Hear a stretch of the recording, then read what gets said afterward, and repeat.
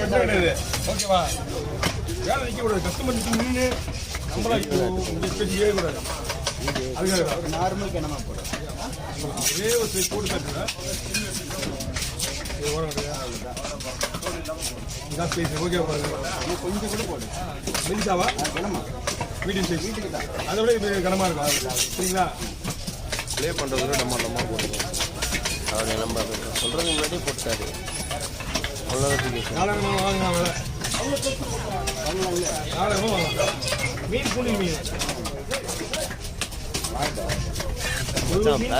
வந்துட்டியா? நான் வீட்டில் ஒரு ரேட்டு ஒரே மட்டும்தான்.